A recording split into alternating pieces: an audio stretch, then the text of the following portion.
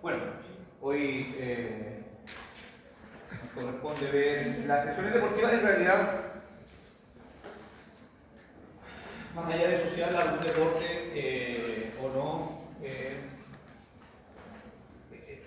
esta nomenclatura, ¿cierto? Esta denominación de lesiones deportivas, nosotros lo vamos a ver reflejado finalmente en todo lo que es pasando la segunda etapa, pasando ¿cierto? El manejo del cuadro clínico en general.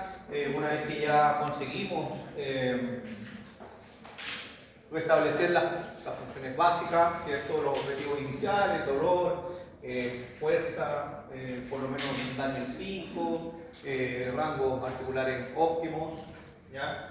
O sea, una vez restablecidas las funcionalidades básicas, marcha, qué sé yo, pruebas funcionales básicas, domésticas, y de ahí ya pasamos a la tercera etapa o a la última etapa, que es la lesión deportiva. Ahí es donde hace hincapié, donde resalta este nombre de lo que es la lesión deportiva, porque aquí es donde la asociamos a un deporte.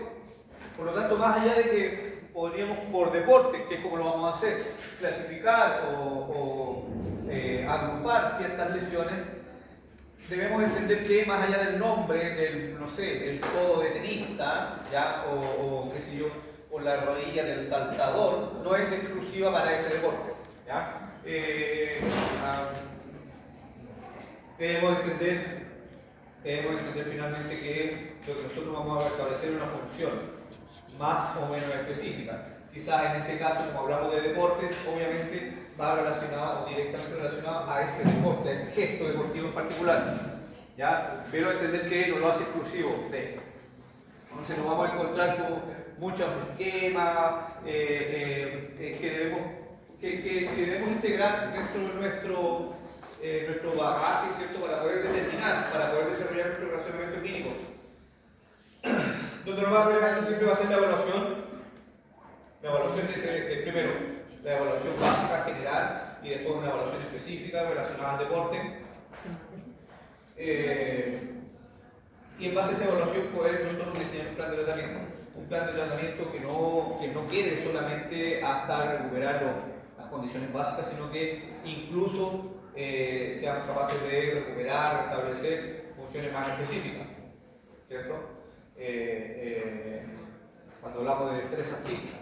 ¿Ya? Entonces, bueno, siempre considerar el historial, ver por ahí este esquema basa, ¿cierto? En torno a un poquito más actualizado, lo que se quiera en torno a lo que son las banderas rojas, banderas amarillas, ¿cierto? Donde tener cuidado. Siempre, tal como lo vimos la semana pasada también, en este proceso de recuperación, en este proceso de reintegro deportivo, obviamente siempre tenemos que ir manejando posibles reagudizaciones. El deportista le va en algún momento dentro de este entrenamiento, dentro de esta pauta o rutina de ejercicios que le indiquemos, en algún momento puede manifestar que le molestó, que le molesta, que sintió que el músculo se le apretó. Entonces, cierta sintomatología que debemos considerarla, ¿ya? Pero que no necesariamente sea un paso atrás. Hay que entender y siempre explicándolo al paciente, siempre educándolo, en el sentido de que aquí calza a la perfección esa frase, ¿cierto? Que tiene que ver con cuando dicen el mejor doctor es uno mismo. O sea, ¿quién es el mejor, el más indicado para poder señalar si esa dolencia, si ese malestar, si ese síntoma es más o menos preocupante? El mismo paciente. Por eso es importante que el paciente entienda. Y ustedes se van a dar cuenta, cuando les toque atender, si tienen la oportunidad de atender deportistas, que muchas veces ellos, en su gran mayoría, ellos manejan o saben, por ejemplo, identificar o distinguir si es un dolor tendíneo, si es un dolor muscular, si es un dolor articular. ¿Ya?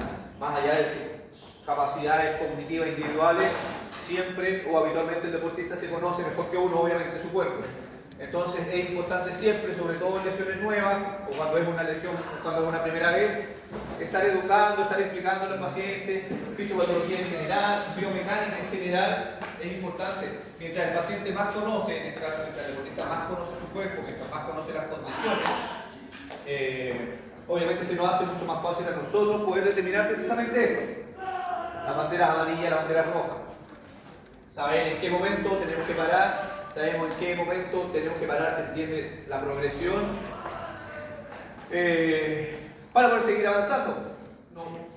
Recuerden que uno de los objetivos del deportista principalmente es volver lo antes posible a su práctica deportiva. ¿Ya? No podemos tener eternamente o mucho tiempo porque vamos a ser categorizados, vamos a pasar o vamos a caer en esta clasificación de ser un mal kinesiólogo. Usted puede decir, no, pues si yo lo recupero igual. Sí, porque lo que está demorando 6 meses. Es algo que perfectamente en 3 meses lo podría recuperar. ¿Ya? Por lo tanto, además de recuperar o que recupere bien, en un deportista siempre vamos a tener ahí ese factor apurando. Siempre va a estar, sabemos, lo vimos en las primeras clases, ¿cierto? Que no es solamente un tema personal del deportista, sino que también hay trasfondos económicos, y un tema de recursos, donde obviamente nosotros también somos parte de esto, o tenemos que involucrarnos. ¿Ya? Entonces, tener en consideración el historial clínico, una buena evaluación y obviamente en base a eso ir relacionando la sintomatología, que en este caso principalmente hace mención del dolor, cómo se va comportando y cómo puedo yo ir avanzando con eso. Otro esquema que a mí me gusta harto, ¿ya? Fíjense, tiene la relación con ciertos deportes a la frecuencia o a la incidencia que hay en ciertas lesiones. ¿Ya? Si se fijan, deportes donde más relacionados a mecanismos en movimientos sobre el hombro, ¿cierto? Y claro, vemos por ahí aparece el béisbol en primera instancia, el vóley, el handball, no sé, lanzamientos, diversos lanzamientos en atletismo, jabalina, qué sé yo. Y otras lesiones donde va a ser más frecuente porque su biomecánica, por su gesto deportivo, involucra una mayor cantidad de repeticiones, un gesto mayor con mayor frecuencia bajo el hombro. Y aquí si se fijan deportes asociados a cadena cerrada. ¿Ya? Para los que no les gusta el inglés, después ahí lo pueden. Pero este es lo que hice yo, súper sencillo, usted creo que lo maneja mejor que yo. Traductor de imagen me parece. ¿Ya? Pero sí, siempre me gusta mostrarle el original para que sepan de los estudios en los cuales he realizado. Lo mismo acá, una tabla donde asocia sintomatología con deporte, ciertos tips. Recuerden, si en algún momento ustedes reciben un deportista que practica rugby y nunca en su vida han visto siquiera un encuentro de rugby, está toda la información ahí. Usted tendrá que buscar los tips para que los rugbyistas, el movimiento de rugbyista, cuáles son las situaciones más conflictuantes, la biomecánica, el gesto deportivo. Todo parte de una evaluación, ¿cierto? De una anamnesis, donde el deportista nos va a contar cómo se lesionó, cuál fue el mecanismo, si fue un trauma directo, si fue una caída, si fue donde lo agarraron, si fue... No sé, hay muchas formas en las cuales nosotros podemos expresar y esa información es importante. Ahora, ¿eso cómo lo llevo a cabo? Tengo harta información, ¿ya? Diferentes esquemas. La idea de esto son estudios actualizados y están traducidos al español, si se fijan cómo se va relacionando, siempre considerando los diferentes tipos de sintomatología que puede estar asociado. Por ahí alguna vez yo les mencioné, es imposible o más que imposible, es muy poco probable que lleguemos a un EVA 0 y a partir de ahí comencemos con el integro deportivo. Mantener el 0. No, siempre va a haber una molestia, porque vamos a ir aumentando, vamos a ir exigiendo cada vez más. Y el ejemplo más claro, y cómo ustedes se lo pueden presentar al deportista, es cuando uno va al gimnasio. Por primera vez, o después de mucho tiempo, o cuando uno practica un deporte que sea, no solamente el gimnasio.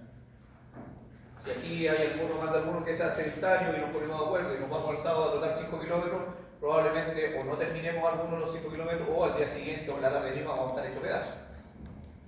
¿Ya? Entonces ocurre exactamente lo mismo con los deportistas. Sobre todo si está asociado a un tiempo de reposo deportivo, ¿cierto? O ni hablar, con una inmovilización prolongada. Lógicamente, siempre está la probabilidad que en cada etapa aparezcan síntomas. ¿Ya? Y esto lo podemos asociar al primer cuadro, que eran los red flags, ¿cierto? Los red flags, y tiene que ver con eso, en qué momento yo puedo continuar, en qué momento ya bajemos un poquito las cargas. ¿Ya? Se entiende que todo esto dentro de un contexto de que todos somos distintos. Incluso en deportistas o en pacientes de la misma disciplina deportiva, ¿ya? Todo tiene su variabilidad, ¿ya? Otro esquema asociado siempre a esto de ir quemando etapas. Por eso es que en tratamiento o en procesos de rehabilitación, llamémoslo así, que son de larga duración, que hablamos de 3 o 4 meses, como puede ser habitualmente quirúrgico, ¿cierto? Una reconstrucción del ligamento anterior, una reconstrucción del tendón de Aquiles o qué sé yo, alguna cirugía reconstructiva de hombro. Pasaríamos las 2 primeras semanas solamente haciendo el manejo quirúrgico, después la semana siguiente nos enfocaremos en el manejo básico del dolor, movilidad, fuerza. Después en la segunda etapa ya comenzamos a recuperar ciertas habilidades generales de capacidad física. En una tercera o una cuarta etapa ya le vamos agregando destrezas un poquito más complejas o específicas del deporte y como por ahí lo hemos mencionado, creo que en las primeras clases, el return to play, el RTP. ¿En qué momento se lo entrego al preparador físico o al entrenador o hasta dónde llego yo? Es una línea no definida de forma categórica. Ahí es fundamental trabajar como equipo integral, ¿cierto? Como equipo multidisciplinario, esa comunicación. Hay entrenadores que les dicen, no, yo entrégamelo al 100%. Tú trabajas al 100 y una vez que ya esté en condiciones, yo no puedo dosificar. Hay otros que dicen, sí, ya está en condiciones, bueno, para que se vaya sumando al grupo. Es fundamental la confianza y siempre la buena comunicación que puede haber con el entrenador o preparador físico, ¿ya? Por lo tanto, el RTP que siempre buscamos, no existe una línea definida, ¿ya? O sea, eso lo tenemos que tener conversado con el entrenador previamente. Esa duda no puede quedar, no puede traspasarse al deportista. Él le va a preguntar siempre, oye, ¿cuándo puedo volver a entrenar? ¿Cuándo me puedo sumar al grupo?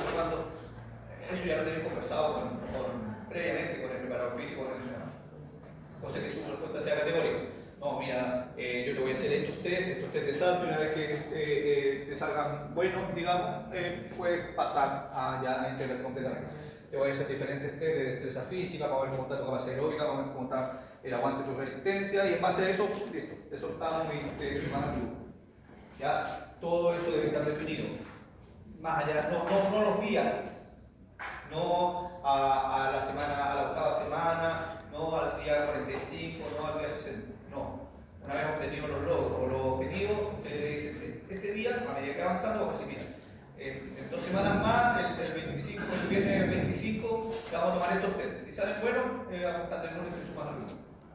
¿Ya? Eso va de la mano, obviamente, de la evolución. ¿Ya? Se entiende que más allá que nosotros nos planifiquemos, esa planificación asociarla a fechas es muy poco probable. La traducción, y esto, importantísimo. Esto se lo mencioné la primera vez en trastornos del aparato locomotor. Evidentemente en un deportista se nota mucho más. Una musculatura entrenada, una musculatura con muchas más capacidades. Se resiente en mayor medida o se siente y se percibe en un deportista, ¿cierto? Cuando existe una inmovilización, cuando existe cualquier lesión, ojo, que no es solamente hablamos de una inmovilización rígida, no solamente hablamos de un yeso, de una bota inmovilizadora, una rodillera o un cabestrillo. No, ocurría la lesión, comienza se acentúa o se hace mucho más evidente en un deportista porque es un músculo desarrollado. El músculo en una persona con musculatura sedentaria o una persona sedentaria con musculatura no entrenada no se va a notar tanto. Claro, quizás en el cuádriceps, que es un músculo más funcional, más evidente, mayor volumen. Por ahí pocos se dan cuenta, pero así como el cuádriceps también se provoca una pérdida de estrofismo en el glúteo también. Hagan esa prueba al paciente, pregúntenle ustedes. Y los pacientes de verdad van a decir, ¿se van a tocar? No me da cuenta. En realidad, claro, no es visible, a veces no es visible, pero incluso al tacto, ellos mismos se dan cuenta que hay menos tono, que hay menos masa. ¿Ya? Por lo tanto, la inhibición estrogénica tenemos que estar constantemente lidiando con ello. Y ojo, que podemos haber establecido todas las funciones, pues que existe una alta probabilidad de que los test de destrezas físicas salgan favorables, o sea, ya estén en condiciones de alta, pero viene de la medida preventiva, ¿ya? Dentro de las medidas preventivas hay que seguir activando, hay que seguir haciendo trabajos complementarios de fortalecimiento en esa musculatura. Algunos hablan de 6 meses, otros hablan de 1 año, y en realidad si tienes un antecedente, por ejemplo, de una reconstrucción del ligamento cruzado anterior, idealmente que mantengas siempre fortaleciendo esa extremidad siempre. Si los deportistas hacen trabajos complementarios, hacen trabajos preventivos, más allá del entrenamiento propio específico a su deporte, también realizan trabajos preventivos, así como trabajos de columna. Siempre hay un punto que ellos tienen que fortalecer o mantener activo, ¿ya? Dentro de eso hay que preocuparse siempre de la musculatura relacionada a esa lesión, a la lesión en el ejemplo del cruzado. Si hablamos de no sé, algún problema de cadera o columna, siempre hay que estar manteniendo activo y de forma constante un trabajo muscular específico del core, ¿cierto? De glúteo medio, glúteo en general. Y aquí viene, esto lo vamos a pasar rapidísimo, porque en realidad son lesiones asociadas a deporte, ¿no? Y bueno, es importante, yo lo voy a pasar rápido porque es cosa de leerlo, ¿no? Pero en realidad lo que les mencionaba en un principio no quiere decir que las tendinitis rotulianas sean solamente en el básquet, ¿ya? Pero sí es importante conocer que lesiones que de repente no las teníamos consideradas, no las asociábamos al básquet, y sí, tienen una cierta frecuencia mayor que cualquier lesión. ¿Ya? Entiéndase, lesiones deportivas. Si hay un paciente que juega básquetbol y no sé, bueno, un día hizo una fuerza excesiva y generó un cuadro doloroso lumbar, un lumbago mecánico. ¿Es una lesión deportiva del básquetbol? No, no es una lesión deportiva. Pero tengo que hacer la rehabilitación como si fuese una lesión deportiva. ¿Por qué? Porque tengo que reintegrar el básquetbol. Entonces, primero hago el manejo de la sintomatología, todo lo que hemos conversado, y posterior a eso tengo que ir asociándolo e integrándolo a actividades deportivas específicas de su disciplina, ¿ya? Entonces, lesiones en los tobillos, muy común, viene esa rotura del tendón de Aquiles, como el tríceps salta por allá, se ve la rotura. Esto es muy común, los pelotazos, las lesiones en los dedos, ¿ya? Y obviamente como son deportes de desplazamiento, de cambio de dirección, y de por sí los basquetbolistas en su mayoría son deportistas de estructuras como bien voluminosas, obviamente el cruzado, menisco también se pueden ver dañados, ¿ya? Aquí una relación de las mayores lesiones de mayor frecuencia, de acuerdo a los estudios que hicieron aquí en estas instituciones, en comparación de los hombres con las mujeres basquetbolistas, ¿ya?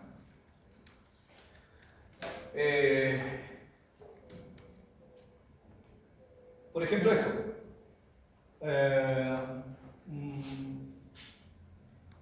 Un chico de 15 años, 15, 16 años, practica básquetbol ya en el colegio, seleccionado de básquetbol, y sufrió una luxación rotuliana.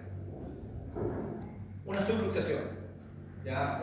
Porque fue urgencia, a urgencia no llega con la rótula afuera, la patela luxada. Por eso es que no es posible determinar si realmente hubo una luxación. Él siente que la rótula salió y encajó dentro del movimiento que hizo en la misma situación, en cancha, ¿ya? Ahora lo que más le llamó la atención al traumatólogo fue el índice de Salfaz. ¿Ya? Miren la longitud del tendón rotuliano con respecto a la longitud de la rótula. Por lo tanto, el traumatólogo postula que existe, bueno, más allá de una tuvo, es un chico que mide 1,85, que debido a eso existe una mayor probabilidad de que sufra luxaciones rotulianas. Las luxaciones, y no se descarta la posible cirugía, las luxaciones rotulianas recidivante, ¿ya? O cuando se llega o finalmente se decide operar, ¿ya? Es cuando han ocurrido más de 2 o 3 episodios. Pero siempre que ocurren más de 2 o 3 episodios, siempre es una primera vez, lógico. No es que los 3 le pasaron en el mismo momento. Ojalá que no, lo conversamos con la mamá, lo conversamos con él, ojalá que este no sea un primer episodio. Porque ella, la mamá me preguntó, me dijo que será necesario operar, que el doctor y yo le expliqué eso, que es una primera vez. Si vuelve a ocurrir, y sobre todo considerando esas condiciones anatómicas de hiperlaxitud y de excesivo laxitud del tendón notoñano, sí. Ahora, más allá del cuadro sintomático y todo lo demás, obviamente nosotros no nos enfocamos solamente en reducir síntomas, sino que también el trabajo preventivo de cuadros, porque ya en los primeros días ya no le dolía. ¿Ya? Entonces ahora viene la etapa de una integral deportiva. ¿Ya? Entonces, si se fijan, esta lesión no está dentro de la más frecuente en básico. Pero yo tengo que tomarlo como una lesión deportiva de un basquetbolista, porque obviamente lo que él busca es volver a jugar. ¿Ya? Ese es su objetivo. Entonces, lo mismo en el handball, ya si se fijan, hay lesiones que llamen la atención, por ahí las luxaciones rotulianas y de hombro, ¿ya? Muchas veces por tracción, movimiento repetitivo, y aquí es donde aparece que, ojo, este es el gesto, el mal gesto técnico o movimientos repetitivos, excesivos, por un sobreentrenamiento, lógicamente ahí también debemos poner atención. Las lesiones no traumáticas, claramente tenemos que buscar las causales y tenemos que hacer un análisis de movimiento, investigar si trabajamos y si nos dedicamos y tenemos tiempo, qué sé yo, hablar con el entrenador, ver en realidad, porque obviamente uno asume que el entrenador es experto. ¿Ya? Lo hablamos cuando veíamos las clases de entrenamiento propiamente tal, que hay entrenadores algunos aún, que son entrenadores más allá de la validación del título, qué sé yo, que le exija alguna federación, pero en base a su experiencia solamente. ¿Ya? Si bien es cierto, hoy en día hay mucho más preparación, más estudio, más exigencias desde el punto de vista de las competencias para esos entrenadores, pero todavía hay algunos entrenadores que son entrenadores porque practicaron el deporte desde niños, quizás fueron destacados deportistas, pero no hay tanto manejo en estos otros. ¿Ya? Por lo tanto, obviamente si la lesión deportiva está provocada por un sobreuso o una mala ejecución, hay que ir y conversar, porque no sacamos nada con restablecer la función si va a volver al entrenamiento y va a seguir ejecutándolo de alguna manera. ¿Ya? Entonces nosotros no debemos, bueno, no nos vayamos a los extremos, no podemos pensar que el entrenador simplemente no sabe o está ejecutándolo mal, ¿ya? Y que como menos sabe que va a tener que cambiar de entrenador, porque si sigue trabajando de esta manera te vas a volver a lesionar. ¿Ya? Yo prefiero el diálogo primero. Como tampoco llegar a creer o a pensar que nosotros lo sabemos todo y vamos a cambiar la forma o el gesto deportivo específico. ¿Ya? No sé, salvo que en realidad alguno de ustedes haya practicado esa disciplina, tenga años de experiencia, sea un deportista, haya sido un deportista destacado y además, ahora qué mejor, le agregamos la parte científica. Fabuloso. ¿Ya? Pero si no es así, yo puedo ser muy teórico, haber estudiado mucho y tener muchas especializaciones, pero no puedo creer que tengo la verdad absoluta. Por eso es que es fundamental esa buena comunicación con el entrenador, ¿ya? Precisamente para prevenir esto. Y esto lógicamente se da en todos los deportes. No solamente en el campo, se da en todos los deportes. Bueno, en las artes marciales nos encontramos con lesiones de igual manera, por traumatismo, lógicamente, ¿ya? Y lesiones por sobreentrenamiento, ¿ya? O por un entrenamiento propiamente tal. ¿Ya? ¿Cómo se puede encontrar con ruptura de extremidad inferior, de rodilla, bueno, manos ni hablar, ¿ya? En el vóley, aquí, ojo que dentro de las lesiones más comunes aparece esto, ¿no? que tiene que ver con los saltos. Debo reconocer que hasta cuando yo comencé a trabajar con deportistas, porque antes era todo, era puro fútbol, las personas que llegaban. Después ya fuimos ampliando un poquito y me entregaron esta asignatura hace varios años y sí, y empecé a ampliar también las disciplinas deportivas y me llamó mucho la atención la primera vez o las primeras veces los esguinces de tobillo, que uno lo asociaba biológicamente al fútbol. Pero, y las lesiones en el vóley asociadas siempre a... Me he tomado ver, mucho tiempo trabajé aquí con Agua Apoyé, relevante trabajar a las ramas de acá de la U, de las ramas deportivas, más allá de las lesiones propias de rodilla y de dedo o de mano en los voleibolistas, los esguinces de tobillo, impresionante, digamos de mayor magnitud, o por lo menos los que llegan a consultar. Típico salto y cae, y al caer apoya o pisa al compañero, y los esguinces son, digamos, siempre de grado 2 a 3. Es muy poco probable que tenga un esguince cada uno en el vóley. Bueno, la mecánica se supone que idealmente debiese establecer eso, más allá de la lesión que sea. Entonces, por eso es importante. Piensen que nunca es imposible, de verdad, es imposible en el deporte que sea, que nosotros podamos replicar la realidad del deporte. Podemos educar el salto, podemos ponerle desafío y trata de hacer este salto y repitamos, pero la realidad del juego es imposible replicarla, porque hay muchos otros componentes, no solamente el componente biomecánico o el gesto. Por más que yo esté al otro lado o haya otro deportista al otro lado, siempre que es en quién estamos hablando, ya o en terreno, cuando se podemos aceptar la realidad del juego es en un entrenamiento con sus compañeros, contra un rival, aunque sea un entrenamiento. Ojo también con eso, uno piensa que las lesiones deportivas ocurren más en el evento mismo. No. La mayor frecuencia de lesiones son en los entrenamientos, porque en los entrenamientos se busca, o sea, se realiza la misma ejecución, digamos, que en la práctica deportiva. ¿Ya?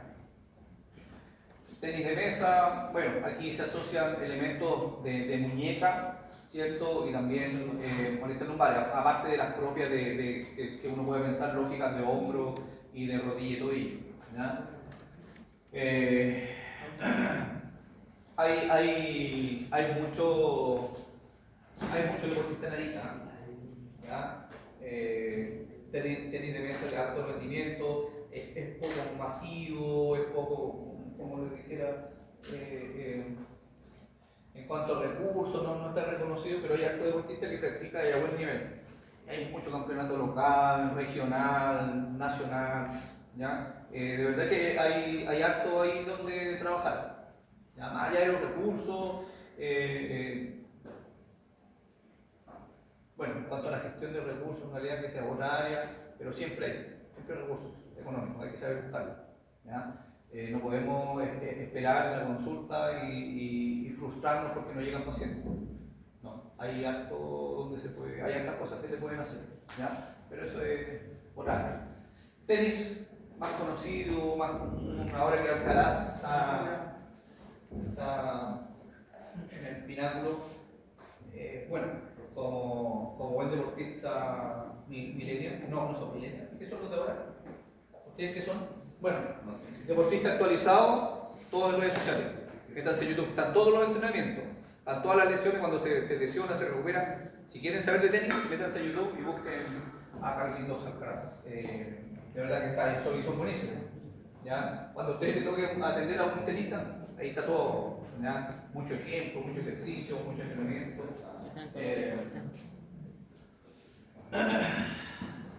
Y bueno, más allá del codo de tenista, que uno podría pensar que es lo más frecuente, mucha lesión de rodilla, mucha lesión lumbar, de cadera, ¿ya? Patologías degenerativas, ¿ya?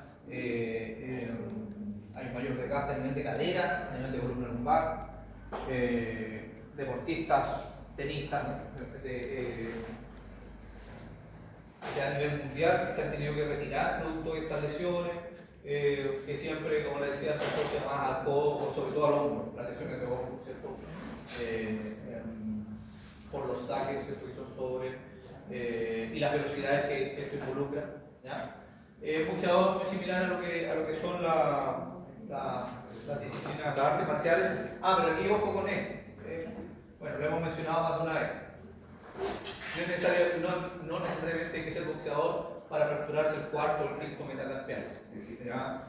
Yo digo que esa es la fractura del que no sabe, del chilenismo, del tonto. Claro, o le pasó, hoy en día ya nada se soluciona peleando, pero bueno.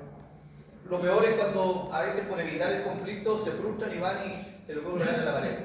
O a un fierro. Bueno. Y aparece y encuentran con esto. Lesiones de futbolistas. Por no agarrarse con el compañero, va y le pega a la pared mejor y fracturaba. Y no tiene que ver, pero está de moda. Hay muchos que no es casualidad. Van jugando vendados con las manos. Más de uno es porque pasó eso y para no sacarlo a la prensa. Vendaje de muñeca para ocultar esa. Porque obviamente un futbolista puede jugar igual, fracturado. Hockey, menos como una canarica. ¿Hay hockey en canarica? ¿Alguien sabe? ¿En Iquique? ¿En Iquique? Sí. Bueno, en Santiago, ¿cierto? El deporte en general. Ustedes saben que eso va por ¿ya? Es como antes acá, un tiempo que estuvo de moda mucho, se practicó mucho béisbol y los beisbolistas principales estaban, no sé por qué, no sé, yo nunca practiqué, pero en Mejillones, en Tocopilla creo que eran muy potentes en eso. Ahora se practica el béisbol también, ¿ya? Pero bueno, ya hockey que acá en Arica no se practica mucho, pero aquí harto en Arica, ¿ya? No solamente el rugby tradicional, sino que también el seven, ¿cierto? Que se hace en playa. Bueno, de verdad que esto da para mucho. Ya, hace muchos años que fue una charla y no sé si conocen a un dirigente deportivo del fútbol, del olímpico, Harold Ryan Nichols, vino y decía que Arica debería ser la capital del deporte en Chile. Y dio muchos ejemplos dentro de eso del rugby. Muchos ejemplos de los deportes en que las condiciones climáticas lo permiten, hasta los deportes en playa. Todo lo que es body, surf, porque tenemos buena ola, la playa misma, la arena misma, que todos los deportes de playa deben ser acá. Nosotros que el mundial de fútbol playa en Iquique, el vóley playa en Iquique, han hecho hasta canchas artificiales en Santiago. Y bueno, el rugby es otro. Ya el rugby principal del centro principal en Viña, creo. ¿Ya? Es un tema de más, para ellos más fácil. La semana pasada hubo, y el próximo año un panamericano de parapente. ¿Ya? Y las tres sedes que estaban postulando eran Reñaca, de las dunas, donde se tiran. La otra creo que era, no sé, no era Chile, era otro, y Arica. Arica, los más pobres los trajeron para acá por las condiciones climáticas. Hasta en eso, de verdad que tenemos todo a favor. Así que, bueno, no nos salgamos del tema. Muchas veces ligamentos cruzados, y hay harta lesión similar al fútbol, pero aquí son un poquito más bruscos que en el fútbol. Un poquito. Patinaje, harto en Arica también. Ya, tanto patinaje más artístico, sí. No es tanto el patinaje de velocidad como si en Santiago, en otras regiones, ¿ya? Y también harta lesión en patinaje, ¿ya? Bueno, atletismo también, ¿no? Más allá de ciertas disciplinas, es una disciplina también poco masiva. Pero si nos dedicamos al área deportiva,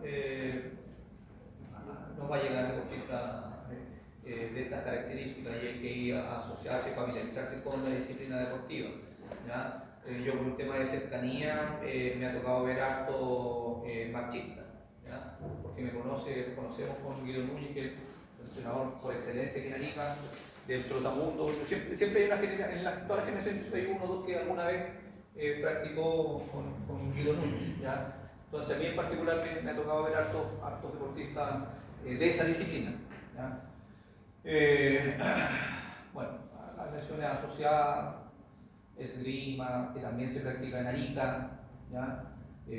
Como les digo, cada disciplina tiene su mundo, ¿ya? Y ese mundo involucra competiciones a nivel local y siempre después aparecen competiciones a nivel zonal, ¿cierto? Y después a nivel nacional, ¿ya? Del fútbol creo que hemos hablado demasiado, ¿ya? Lesiones, y esto hay muchas infografías referentes.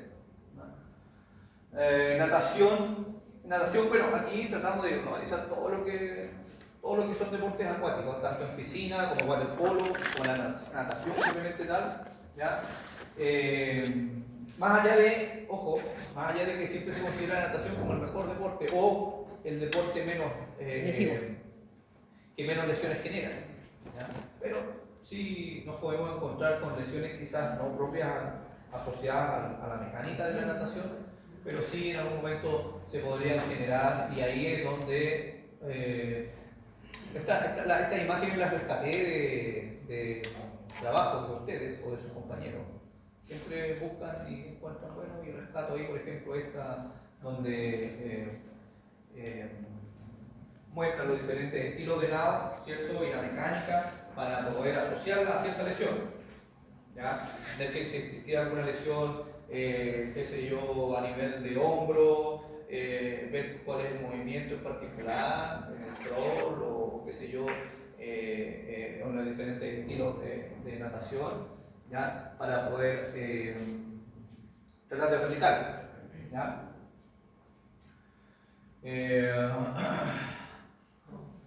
Entonces, esta es la clave.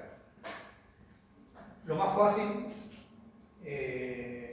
o no lo más fácil, digamos, lo más convencional, lo tradicional, es sintomatología.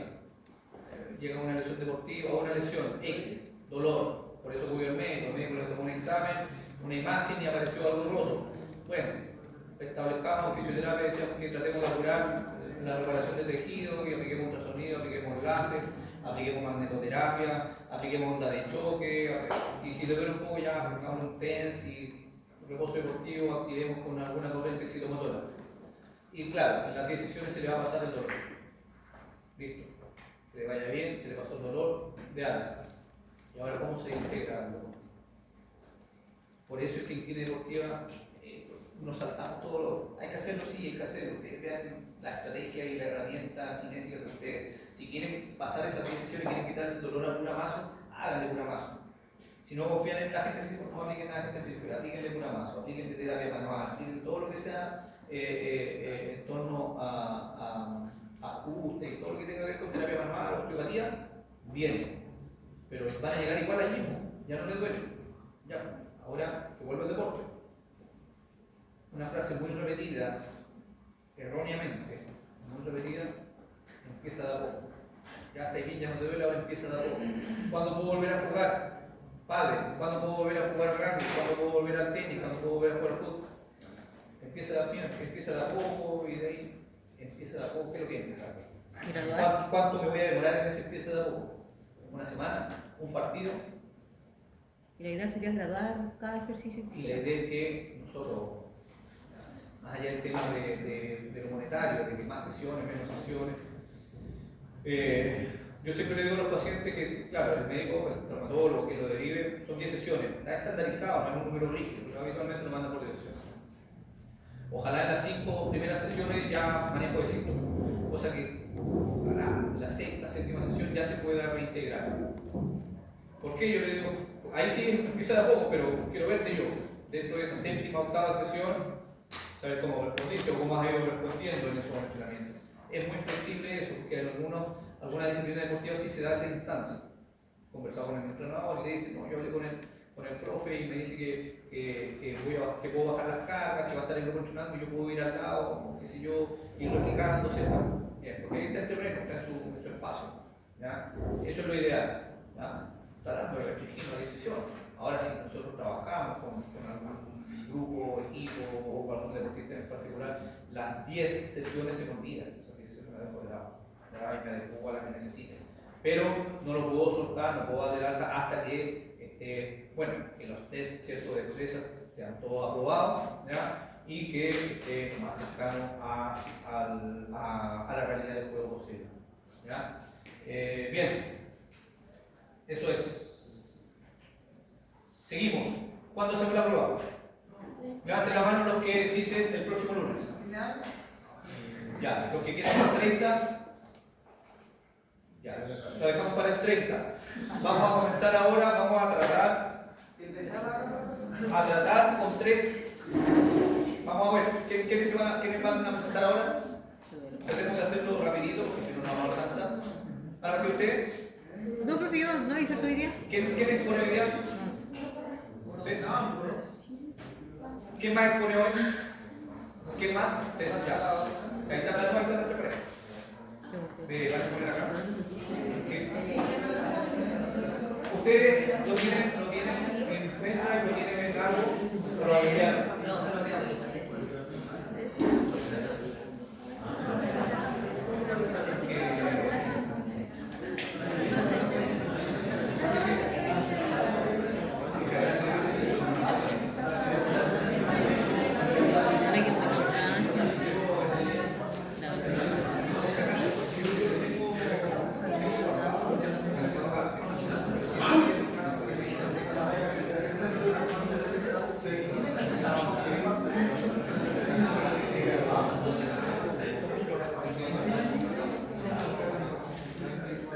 Pero no tengo una buena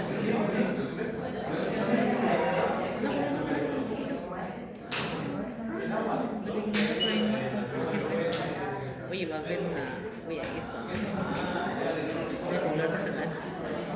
¿Cuándo? Sí, 800. No casi nadie va para allá.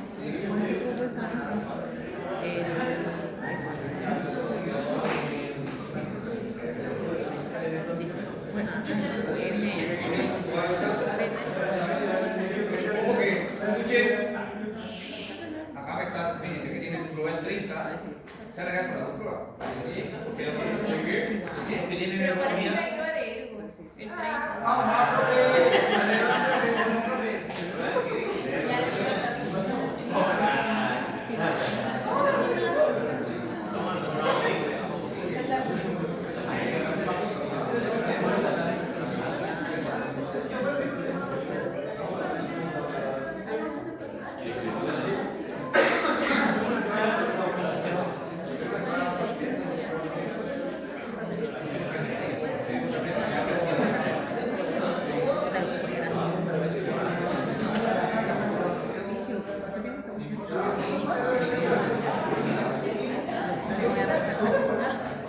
Qué rico, con una palabra. Ahí comió palabra.